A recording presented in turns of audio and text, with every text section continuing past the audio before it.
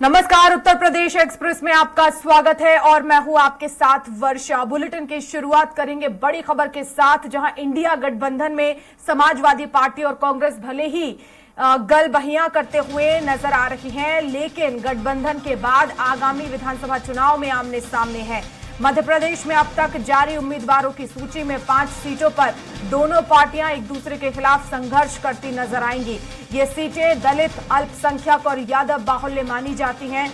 उम्मीद थी कि लोकसभा चुनाव के समीकरण को ध्यान में रखते हुए कांग्रेस मध्य प्रदेश में कुछ सीटें सपा को देगी, लेकिन अभी तक स्थितियां एकदम विपरीत हैं और कांग्रेस ने रविवार को मध्य प्रदेश की 230 में से 144 विधानसभा सीटों पर उम्मीदवारों की घोषणा की है, तो वहीं सपा ने भी 9 उम्मीदवारों की घोषणा कर दी है।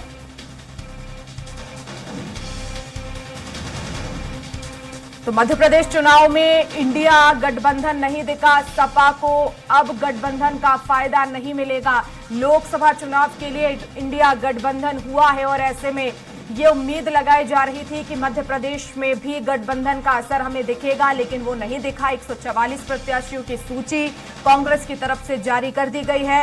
एक भी सीट पर जो है वो सहमति नहीं बनी है। और इस खबर पर ज्यादा जानकारी के लिए उत्तर प्रदेश संपादक राघवेंद्र त्रिपाठी जी हमारे साथ फोन लाइन पर जुड़ गए हैं।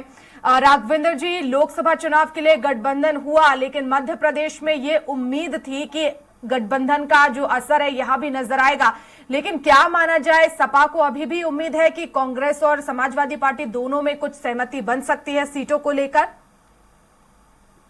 देखिए, पहले इंडिया गठबंधन बना, उसमें कांग्रेस भी शामिल है, समाजवादी पार्टी भी शामिल है और पहला चुनाव हो रहा है मध्य प्रदेश, छत्तीसगढ़, राजस्थान, तेलंगाना का।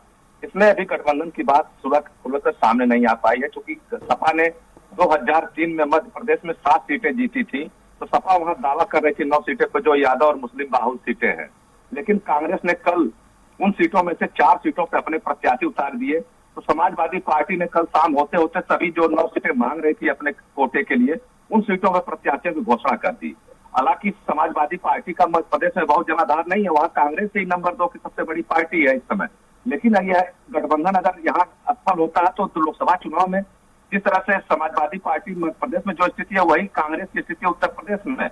उसके मात्र एक सांसद सोनिया गांधी जी रायबरेली से हैं, तो ऐसे में सीटों का बंटवारा लेकर फिर नया पेच फंसेगा। उस समय भी समाजवादी पार्टी कर सकती है कि हम इनको 2 से अधिक सीटें नहीं देंगे, अमेठी रायबरेली का नाम।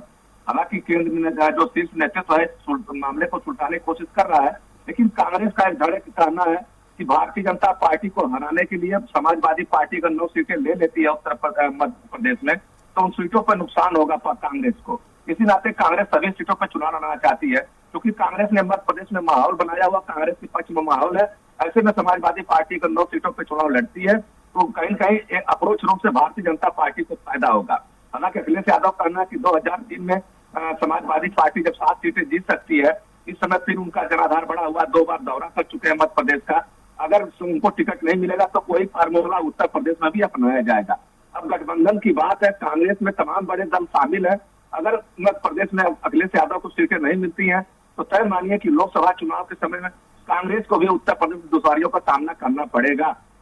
यहाँ भी समाजवादी पार्टी उन्हें कुछ 1, 2, 4 सीटें देकर ही मनाने की कोशिश करेगी। हालांकि कांग्रेस ने यहाँ पे लगभग 40 सीटों पर अपनी तैयारी कर रही है, लेकिन जिस तरह से मध्य प्रदेश में जो सियासी समीकरण बन रहे हैं उसका असर उत्तर प्रदेश में लोकसभा चुनाव के दौरान देखने को मिलेगा। बिल्कुल राघवेंद्र जी, लेकिन ये एक बड़ी रणनीति है, क्योंकि देखिए अगर समाजवादी पार्टी को यहाँ पर कांग्रेस से जो है मिलकर चलती है विधानसभा चुनाव में, तो यही समाजवादी पार्टी की उत्तर प्रदेश में रणनीति होगी कि आप हमें मध्य प्रदेश में दीजिए, हम आपको उत्तर प्रदेश में देंगे।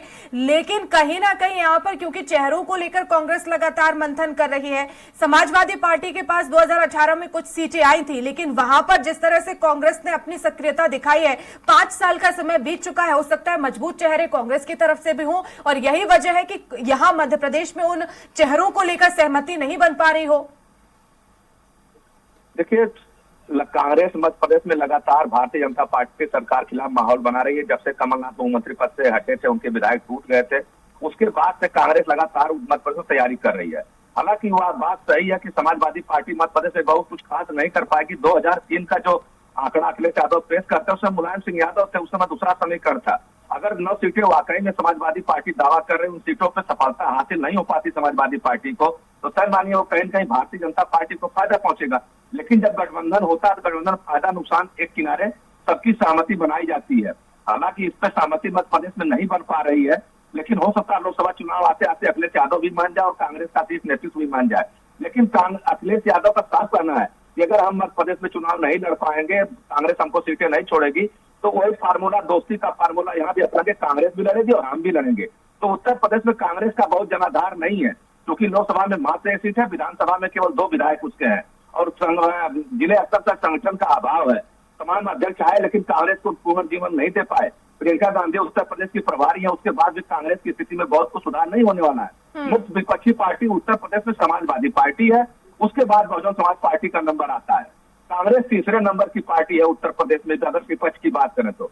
अगर मध्य प्रदेश में बात बिगड़ती है तो उसका असर उत्तर प्रदेश में भी देखने को मिलेगा। राघवेंद्र जी, लेकिन क्या इसकी हलचल उत्तर प्रदेश में अभी नजर आ रही है? कांग्रेस कार्यालयों में किस तरह की हलचल है इस चुनाव को लेकर? क्योंकि जैसा कि आप बोल रहे हैं कि यहाँ पर अगर सहमति नहीं होती है तो उसका असर तो कांग्रेस को उत्तर प्रदेश में भुगतना पड़ेगा।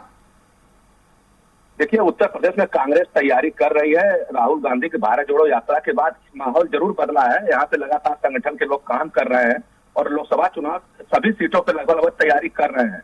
अल्पसंख्यक दलितों पिछड़ों को जोड़ने की बात भी कर रहे हैं। जाति जनगणना का मुद्दा भी उत्तर प्रदेश में उठाया गया, कांग्रेस से उठा रही है, अखिलेश यादव भी उठा रहे हैं।